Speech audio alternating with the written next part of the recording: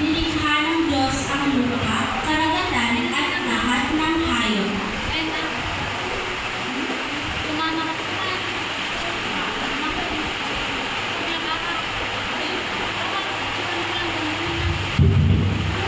Nilikha ng Diyos sina Adan at Eva, tulad ko at tulad mo, upang makilala at sundin siya ang lahat ng nilikha ng Diyos ay maganda at mabuti. Ang unang tao na nilikha ng Diyos ay sumuway sa Kanya. Ang bawat isa sa atin ay sumuway din sa Diyos. Ang tawag ng Diyos sa pagsuway ay kasalanan. Ang kasalanan ay anumang bagay na ating ginagawa, sinasabi o iniisip na labag sa Diyos. Mahal tayo ng Diyos at ipinadala niya si Jesus upang tayo ay iligtas sa ating mga kasalanan at kahihiyan. Sinabi sa Biblia na sa Juan chapter 3 verse 16, sapagkat gayon na lamang ang pag-ibig ng Diyos sa sangkatauhan, kaya ibinigay niya ang kanyang kaisa-isang anak upang ang sinumang sumasampalataya sa Kanya ay hindi mapapahamak, kundi magkaroon ng buhay na walang hanggan. Makikilala natin si Jesus mula sa Biblia. Marami siyang ginawa na kamangha-mangha. Nagparatang ng mga mali ang mga tao na nagalit kay Jesus kahit sa totoo ay wala siyang ginawa masama. Pagkalipas ng 3 araw, nabuhay na muli si Jesus. Bumangon siya mula sa libingan. Pagtagumpay ni Jesus ang kamatayan. Ito ay upang tayo ay magkaroon ng bagong buhay. Inaanyayahan ng Jesus na maging kaibigan niya at kanyang tagasunod. Ang moral story na to ay lagi tayo sumunod sa utos ng Diyos at lagi natin mahalin ang ating kapwa.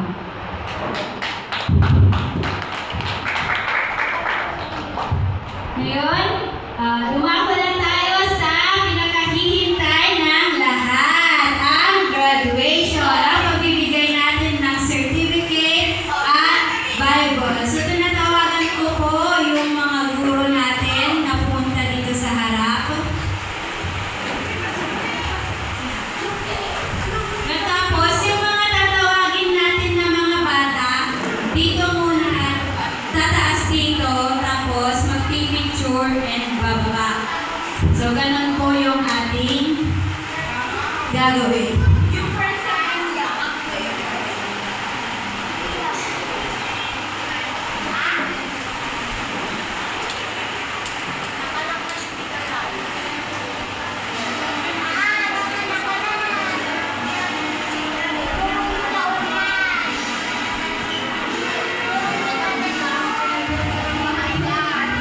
Ayan po. Babasahin ko po ang nilalaman na certificate. Ang pinakadakilang paglalakbay, katibayan ng pagtatapos, the Victorious Christian Church. Pinagkakaloob ang katibayang ito kay name ng mag-aaral. Kung sino yung tatawagin ko, pupunta dito sa harap. Para sa kanyang matagumpay ng pagtatapos sa aralin ng ang pinakadakilang paglalakbay, discipleship course. Ibigin mo ang Diyos ng buong puso mo, buong kaluluwa, buong lakas at buong pag-iisip mo. At ibigin mo ang iyong kapwa gaya ng pag-ibig mo sa iyong sarili. Lucas chapter 10 verse 27. Mga guro, Angel Grace Pagaduan, Mika Ira Juan, Hannah Grace Branya, Kimberly J. Gabanya, Petsa, July 19 yung nakalagay dito kahapon sana, pero tutuloy natin ngayon. So,